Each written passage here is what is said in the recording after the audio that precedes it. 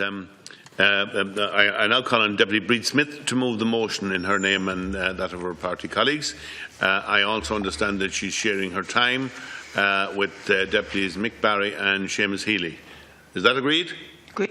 And the ratio of 8 minutes, 8 minutes and 4 minutes. Is that agreed? Deputy Brid Smith to move the motion. Okay. Thanks, Councillor Corla. I move the motion. This is the first private member's time of Anti-Austerity Alliance People Before Profit, and we thought it very appropriate to use it for this issue because in the space of 2 weeks after I first mentioned it, this issue has become a national hot potato for the government, and indeed it's probably a very good example of the type of government that we have, which is a government of obfuscation, suspension, and really I would sum it up as being a government that fears the mass movement, that fears people power, and as Mr Coveney said himself about a week ago, we don't need another protest movement like the water movement on the streets, and that's exactly what you would get if you didn't deal with this issue. Our motion, I just want to point out to you, is there's an amendment to it being initiated by the deputies in the right to change, which we're very happy to accept and we think it's fine.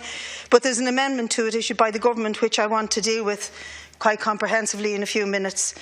First thing to say about the news today that the government and Simon Coveney have sat down with the waste management industry and worked out an agreement with them that will allow the bin charges be freezed for a year, and through a process of transparency of the bills over a period of time and a big campaign of education, the population will be won by this and will be convinced, yes, this indeed is a great way to go and this is what we need to do in order to control the waste management industry. And the first thing I'd like to say about it is, Mr Coveney, Deputy Coveney, we have put into our motion a kind of, I suppose, secondary legislation which we're asking this House to pass. And the reason for that is because we don't believe one iota in a gentleman's agreement with an industry which doesn't contain a single gentleman in it. And that gentleman's agreement is not going to be worth the paper it's written on.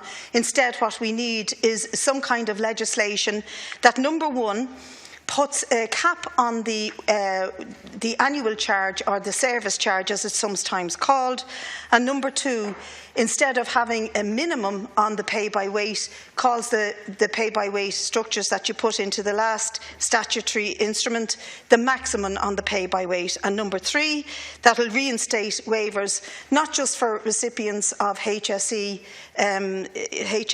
patients who need nappies, etc., but for all disabled persons, for all pensioners and carers, and those whose primary income is reliant on social welfare, and indeed low-pay workers who are reliant on FIS. And we think that this is important. Now, I went to jail over the bin charges along with 24 or 25 others, and I didn't go there for the crack. I went there because we were protesting day and night and firmly believed that the reason we needed to set back on the charges was because it would lead to privatisation. So what we're witnessing is another Irish water debacle, really, because that's exactly what would have happened with water had it gone through. But instead of that, we're at the point where this government in crisis, because of the threat of privatisation of essential service, and what they're doing is suspending. And really what this government is characterised by now is a government of suspensions. And I would include the support of Fianna Fáil in that, if indeed they do vote on Thursday to back you up on this, their role will really be shown up as being akin to the role of Fine Gael rather than being something separate from it. So what we want is binding legislation. We want to see that legislation imposed on the waste management industry, and we want to comment on your amendment and in the hope that it will be defeated by saying, first of all, that you talk about looking at a commitment of public awareness for the first half of 2016. This commitment was given in 2014, in late 2014, that the government would have a campaign of public awareness, but of course they backed off from that because of the amount of people on the streets fighting against Irish water. Now you're revisiting that in the hope that people will be sold the lie that pay by weight is the only way to go, and you have totally ignored in your resolution the fact that Thorntons have put up up the standing charge by 100%, and Greyhound have put it up by 200%. And I have emails from people in other parts of Ireland, including Tipperary, that I'm sure Seamus will talk about later on, where the standing charge has gone up by 400%. Now, can you please deal with the question of the standing charge? Because in your motion here, which amends ours, there's not a single reference to it. It is all about pay by weight and nothing else. There is, however, another piece in your motion which is very, very worrying indeed, and it says a price freeze for customers for the next 12 months based on their current pricing plans is agreed by the industry. Well, what about young people, or indeed anybody who isn't in a plan at the moment but who joins a plan within the next 12 months? It's not spelt out there. Or are you telling us, Ms. Deputy, that what is contained here is further discrimination against young people? Because it's most likely to be young people who are buying a home for the first time, as distinct from renting, who will be the ones who are bound to take up a contract with a waste management company. So we need that spelt out. Are the people who are going to enter into a contract in the next 12 months going to be penalised and treated differently to the rest of the population who are currently in contracts? And the last point to note about your motion is that it relies on a commitment from the waste management industry itself. Now, just a few words about that. There's a real series of questions to be asked about this industry. I live in Ballyfermot, and at the back of me there's a big company called Thornton's, and Thornton's bail all the food waste from all the McDonald's, all the hospitals and all the canteens of all the colleges in the Dublin area.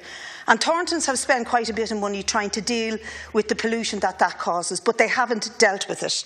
And every time we complain to the EPA, we get fobbed off. I've had dozens of emails from people as far as Kilconnell and Galway, where Green Star have left a complete mess of environmental destruction to the area, and it's the local authority who are spending the money to clean it up. You could look at Panda in County Meath, where the local population have been campaigning to stop a major pollutant being built in their area. And indeed the primetime programme in Inverary and Kildare recently showed how this industry is unaccountable, is out of control, is not managed or curtailed by the government in any way, and now we have them pushing up the prices to the ordinary consumer by an extraordinary amount, and there's no reference to it in your amendment, or indeed no reference to it in your public statements. You want us to sit back and look at how pay by weight might actually work out, and yet not legislatively deal with what amount to a cowboy industry who have been completely out of control. 41 of them are signed up to the Irish Waste Management Association. This is a small country, Minister. One has to ask, why are 41 companies getting in on the Act? Because they're making vast profits. Most of them register offshore. We can't actually see their profits, we can't see the tax they pay, and yet they're coming after the taxpayer to deepen and increase the size of their pockets. So I say to you, Minister, and to the rest of the House, please support this motion, and please support the amendment by the Independents for Change, because in the long run, in the immediate, we need to control these cowboys to stop these charges being implemented. In the long run, we have to deeply examine the waste management industry in this country, its legacy, what it's up to and where it's going. And we need to appoint a regulator and have, as I said to the Taoiseach a week ago, we need a committee to sit on these people, to sit on this issue and make sure that our society is dealt with in an environmentally friendly way, and the cost is not passed on to those who can least afford it.